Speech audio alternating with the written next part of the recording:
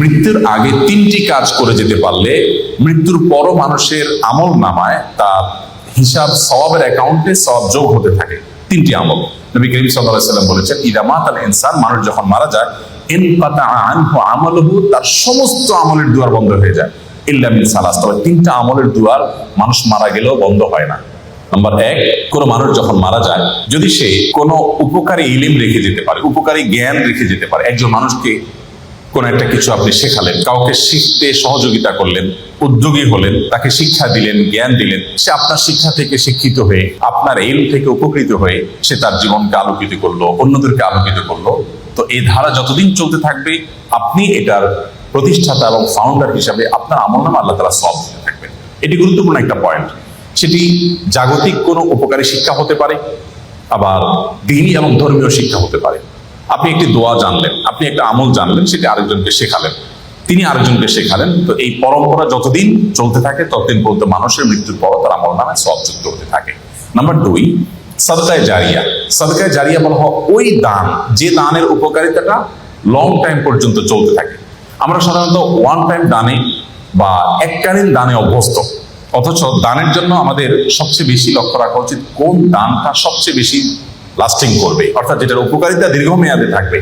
ধরুন আপনি একজন গরিবকে 200 টাকা দিয়ে দিলেন, 500 টাকা দিয়ে দিলেন, এর চেয়ে উত্তম তার জন্য এমন একটা ব্যবস্থা করে দিন যে সেখান থেকে দীর্ঘমেয়াদে তার উপকারিতা সে পেতে থাকবে। আপনি একটা বৃক্ষরোপণ করলেন, বৃক্ষরোপণ করা সেটা আপনার নিজের বাড়ির ছাদে হতে পারে, আপনার ব্যালকনিতে, বারান্দায় হতে পারে, আপনি একটা গাছ লাগালেন, একেবারেই জাগতিক একটা বিষয়। এই গাছের অক্সিজেন আপনি ভোগ করবেন, এর ফল ফসল আপনি ভোগ করবেন, বাট আপনি নিয়তটা যদি এটা করেন, নবী করিম সাল্লাল্লাহু আলাইহি সাল্লাম সাদকায়ে জারিয়া হিসেবে গাছ লাগাতে বলেছেন। তিনি বলেছেন, মা মিন মুসলিমিন ইয়াগরিসু গারসান আও ইয়াজরাউ যারআ, কোন মুসলমান যদি কোনো গাছ লাগায়, কোনো ফসল করে, এবং সেখান থেকে যদি কোনো পশু পাখি খায়, কোনো মানুষ খায়, কোনো পোকামাকড় খায়, কোনো কীট পতঙ্গ খায়, তাহলে তার সওয়াব পাবে। এটি সাদকায়ে জারিয়া, যে আমি মরে যাব কিন্তু আমার গাছের এই সওয়াব আমার আমলনামায় যুক্ত হতে থাকবে।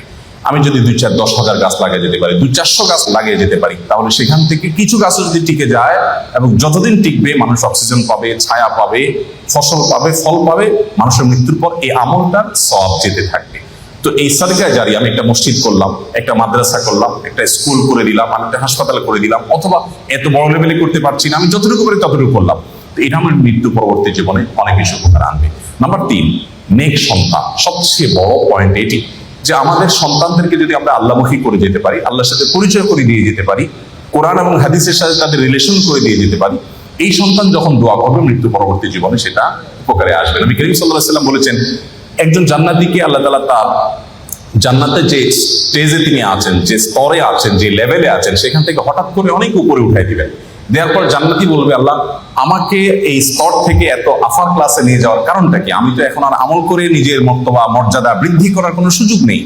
তখন আল্লাহ তাআলা বলবেন, তুমি পৃথিবীতে যে সন্তান রেখে আসছো, সে তোমার জন্য যে দোয়া করেছে, তার প্রতিটি দোয়ার ফলশ্রুতিতে তোমার মর্যাদা এখানে বৃদ্ধি হচ্ছে।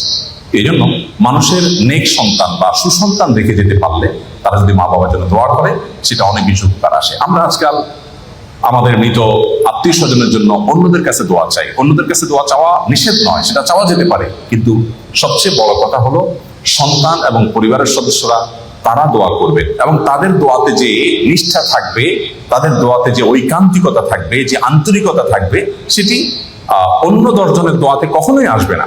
সেই জায়গা থেকে আমাদের চেষ্টা করা।